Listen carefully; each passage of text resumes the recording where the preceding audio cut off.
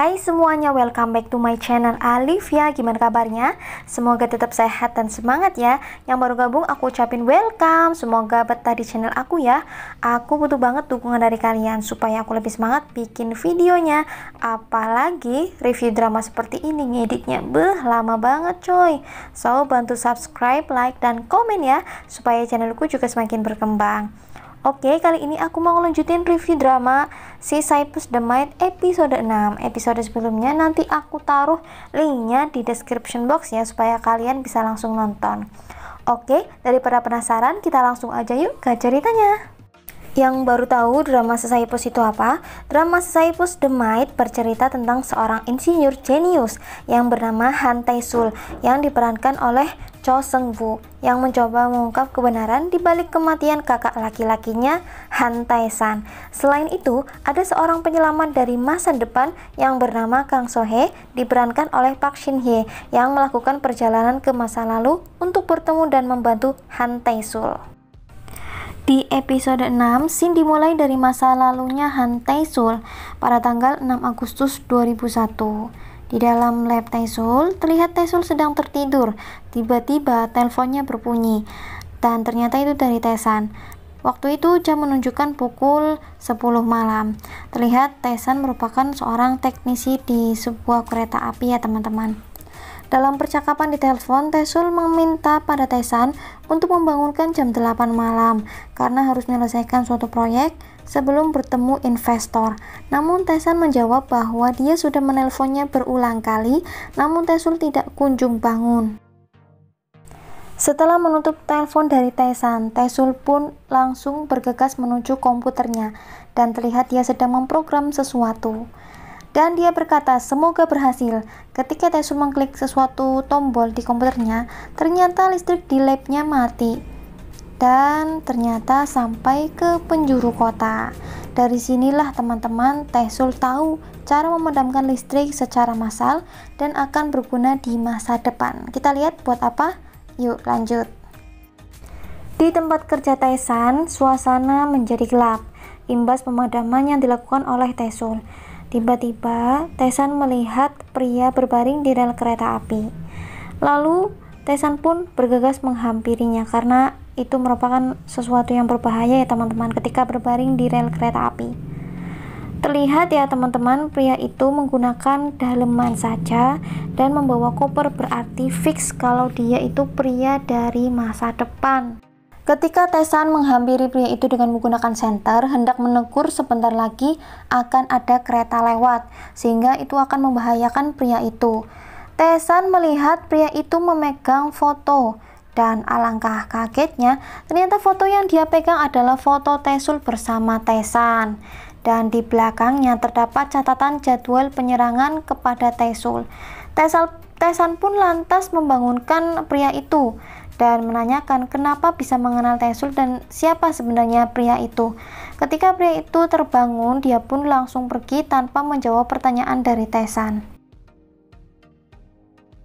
Lanjut, scene beralih ke masa depan. So-hye yang masih di apartemennya Tae-sul terbangun dari tidurnya dan langsung diajak pergi oleh Tae-sul karena sudah tidak ada penjaga di luar apartemen. Tunggu, tapi di sini terlihat ada seperti orang ya teman-teman sedang mengawasi kepergian Tae-sul dan So-hye. Apakah dia Sigma? Kalau teman-teman tahu bisa tulis di kolom komentar ya.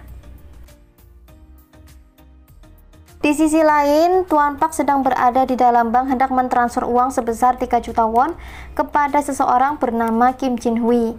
Siapa ya teman-teman? Kalau teman-teman tahu bisa tulis di kolom komentar ya, Kim Jin-hui itu siapa. Tiba-tiba si cantik bimbing menghampiri Tuan Park. Dia mengatakan kalau dia datang ke bank untuk mengambil gaji. Bimbing pun penasaran kenapa Tuan Park hendak mentransfer 3 juta won, sehingga dia bertanya hendak ditransfer ke siapa dan untuk apa. Karena Bimbing merasa iri, dia sudah bekerja keras hanya digaji 1,8 juta. Namun Tuan Park seperti ada yang ditutupi, dia tidak mau menjawab untuk siapa dan untuk apa. Lanjut, sesuai rencana Tae-sul untuk mencari keberadaan Tae-san, Tae-sul dan So-hye pun sampai ke alamat yang ditulis oleh Yonggi, yaitu alamat Direktur Kim yang sedang mengadakan pesta untuk investor. Sohee menyamar menjadi Grace Park, investor dari luar negeri. Di sini yang masuk ke pesta hanya Sohee ya teman-teman, karena Taesul masih dinyatakan hilang, sehingga aneh kalau tiba-tiba Taesul datang. Taesul mengatakan kalau dia akan mengecek di bagian belakang dan lantai 2, Sohee lantai 1 dan masuk ke pesta. Taesul memberi alat komunikasi kepada Sohee dan juga EMP, pemadaman di masa lalu, di scene masa lalu ya teman-teman, digunakan untuk pembuatan EMP, sehingga nanti akan pemadaman massal jika terjadi apa-apa kepada Sohee, begitu teman-teman. Sohee pun masuk ke dalam gedung. Tidak lama, rombongan biro kontrol datang dan siap menembak mati Sohee. Sohee terlihat sangat gugup masuk ke dalam pesta karena dia tahu akan ada Sigma dan biro kontrol. Namun karena dia sudah berjanji kepada Taesul bahwa dia akan membantu Taesul untuk mencari kakaknya, sehingga dia memberanikan diri untuk masuk dalam pesta. Lalu Taesul dari lantai 2 melihat Edward Kim, dikenalkan sebagai Direktur Quantum and Time, menggantikan Taesul. Taesul bergumam bahwa mereka yang datang merasa senang tanpa dirinya. Lalu Taesul mengatakan kepada Sohee bahwa dia akan mengunjungi taman hiburan bersama Sohee, sehingga Sohee harus menjaga dirinya baik-baik. Biro kontrol yang terus mengawasi Sohee mengambil langkah selanjutnya, yaitu gangguan sistem komunikasi. Ketika Edward Kim mengajak ngobrol Sohee karena dia baru pertama kali melihat Sohee, tiba-tiba Sohee menemukan Taesan dan langsung mengejarnya. Sohee mencoba berkomunikasi dengan Taesul namun terganggu akibat ulah biro kontrol. Lanjut, Taesul terlihat hampir tertangkap oleh staf yang sedang berpatroli di lantai 2. Taesul pun langsung bersembunyi di salah satu ruangan yang ternyata ruangannya Direktur Kim. Taesul tidak sengaja melihat berkas di atas meja tertulis perjanjian pembagian hak. Alangkah kagetnya Taesul ketika melihat isinya, ternyata perusahaannya Quantum and Time berbagi teknologi dengan Sigma. Tiba-tiba Direktur Kim masuk ke ruangan. Taesul langsung melabrak Direktur Kim dan menanyakan siapa sebenarnya Sigma. Direktur Kim menjawab bahwa Sigma adalah investor perusahaan sejak awal, dan tertulis di situ ditandatangani oleh Han Taesul. Direktur Kim menerima pesan dari biro kontrol bahwa biro kontrol akan memulai operasi dalam 1 menit. Direktur Kim mengatakan sesuatu kepada Taesul, yang Taesul kira hanya Taesul yang mengetahui. Lalu Direktur Kim menyuruh Taesul untuk diam atau akan berakhir seperti kakaknya Taesan. Taesul pun geram karena Direktur Kim ternyata bekerja sama dengan biro kontrol dan dia tahu keberadaan kakaknya Han Taesan. Taesul mengancam akan membunuh Direktur Kim. Lalu tiba-tiba dari belakang, Sojin menyuntikkan sesuatu ke Taesul dan Taesul pun jatuh pingsan. Sohee yang sedang mencari Taesan tiba-tiba ditarik oleh Taesan sendiri.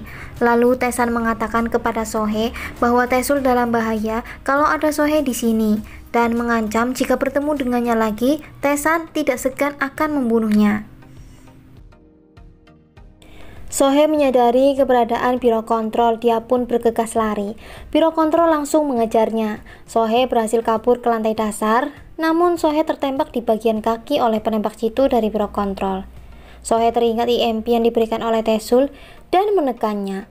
Lampu pun padam, namun tak lama lampu menyala lagi. Biro kontrol sudah mengepung dan siap menembak Sohee. Tiba-tiba ada mobil menghalangi biro kontrol.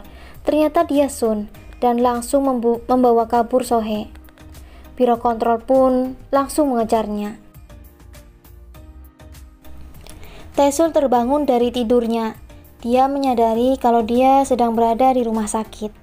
Sungbok dan Sojin menghampirinya menanyakan keadaannya. Sungbok mengatakan kalau Taesul tertembak saat konferensi. Taesul mengingat bahwa saat tertembak di konferensi, Sohee yang menyelamatkannya, sehingga dia menanyakan keberadaan Sohee. Taesul mencoba mengingatkan kepada Sojin bahwa setelah konferensi, dia kabur dengan Sohee lalu mendatangi Sojin pada tanggal 19 Agustus. Namun Sojin mengatakan kalau hari ini 19 Agustus. Lalu Taesul pun kaget, tidak percaya. Dia langsung melihat TV, kalender, ternyata tertanggal 19 Agustus. Taesul tetap tidak percaya dan mencoba kabur.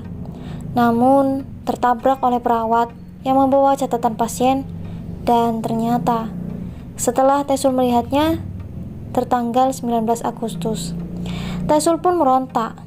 Dia tidak menyangka kalau semua yang terjadi padanya adalah halusinasi. Lalu Taesul pun diberikan penenang. Sojin menjelaskan kepada Taesul kalau Taesul menderita konfabulasi, sehingga ingatannya terganggu. Taesul tidak bisa membedakan mana fakta dan mana yang tidak. Semua akibat Taesul kecanduan oleh obat. Dia berhalusinasi akan sesuatu atau percaya bahwa mimpinya adalah kenyataan. Taesul tiba di apartemen ditemani oleh Sungbok. Lalu Sungbok memberikan obat penenang.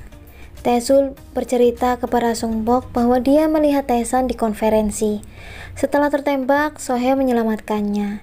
Taesul akan membuat mesin waktu di masa depan. Namun melihat ekspresi Sungbok, Taesul menyadari apa yang dikatakannya terdengar gila di mata Sungbok. Lalu Taesul pun mengakhiri ceritanya. Dan Taesul berpikir bahwa dirinya benar-benar gila. Di sini terlihat ya teman-teman bahwa Taesul itu sangat frustasi. Dia mengira kalau dirinya itu memang gila. Lalu dia pun teringat kenangan bersama Sohye yang begitu nyata. Di sisi lain, Sojin mengunjungi rumah orang tuanya dan menemui ayahnya, yaitu Direktur Kim. Sojin mengatakan kalau dia menggunakan banyak obat supaya Taesul kebingungan. Taesul akan sulit sembuh dari kecanduan obat, dan dia juga sudah menyiapkan ruang rawat terasing. Dia juga mengatakan kepada ayahnya bahwa Edward berpikir bahwa ini adalah proses penyembuhan Taesul, sehingga Edward hanya menurut. Ayah Sojin kemudian mengatakan kalau Sojin harus menemukan kunci sehingga ibunya tidak akan mati. Sebenarnya apa yang sedang mereka rencanakan ya teman-teman? Kenapa mereka mencari kunci yang dipegang oleh Taesul? Dan apa hubungannya kalau tidak memegang kunci itu, ibunya Sojin tidak bisa memakan obat dari mereka, sehingga ibunya Sojin akan mati. Sebenarnya yang disebut mereka itu siapa ya? Apakah Sigma? Daripada pusing, kita lanjut aja ya teman-teman. Lanjut, ketika Sojin memberikan obat kepada Taesul, Sojin menanyakan apakah Taesul berhalusinasi. Taesul pun menjawab bahwa semua benar-benar terjadi, dan dia bingung apakah itu terjadi atau tidak. Sojin pun mengatakan kalau Taesul membuat ingatan palsu. Dia menyarankan untuk masuk ke rumah sakit. Lalu Sojin memberikan catatan kepada Taesul yang berisi ceritanya kepada Edward. Lalu Sojin meminta alasan mengapa Taesul berhalusinasi seperti itu. Ketika tengah dicecar pertanyaan oleh Sojin, Taesul merasa sesak napas dan kesakitan setelah meminum obat yang diberikan oleh Sojin. Saat itu juga Sojin menanyakan keberadaan kunci. Scene kembali ke saat dimana Taesul disuntikkan sesuatu oleh Sojin dan Taesul pun pingsan. Lalu Taesul dibawa oleh dua orang yang sepertinya dia adalah biro kontrol. Kemudian dia menyamar menjadi perawat saat Taesul di rumah sakit. Benar nggak teman-teman? Lanjut, Taesul merasa kesakitan dan terjatuh ke lantai. Dia pun akhirnya pingsan. Dalam mimpinya, Taesul bertemu Sohye yang menunjukkan bahwa hari ini adalah 15 September, tepat 1 bulan setelah bertemu dengan Sohye. Mengisyaratkan supaya Taesul percaya pada ingatannya dan dia tidak sedang berhalusinasi. Ketika terbangun, Taesul mendengar benda jatuh. Dia pun menghampiri.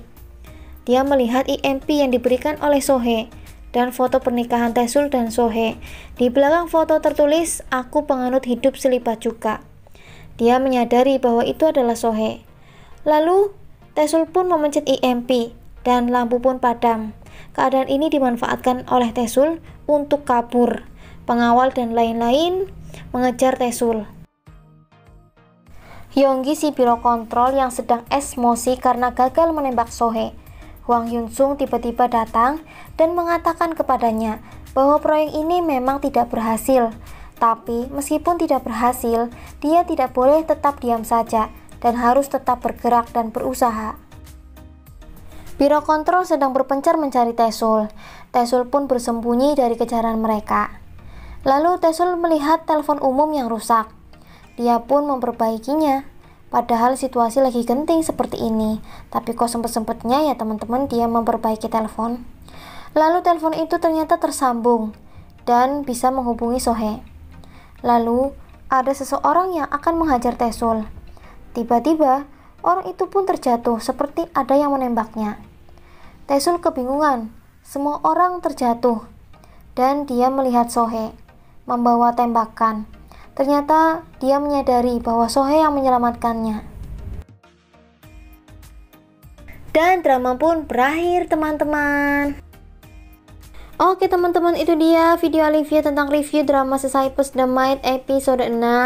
Semoga kalian paham ya yang aku jelasin. Sorry banget misalkan ada kata-kata yang mungkin salah, pokoknya sorry lah. Pokoknya ini tuh drama penuh dengan misteri, pertanyaan, dan scene-nya juga bolak-balik ya teman-teman, bikin aku pusing gimana cara jelasinnya ke kalian. So ditunggu episode selanjutnya ya. Jangan lupa klik like, subscribe, dan komen supaya aku dapat AdSense untuk beli seblak dan kuota. Karena jujur ngeditnya tuh lama banget teman-teman. So bantu subscribe aku ya teman-teman biar aku semangat bikin videonya. Oke, segitu aja. Thank you. Dadah.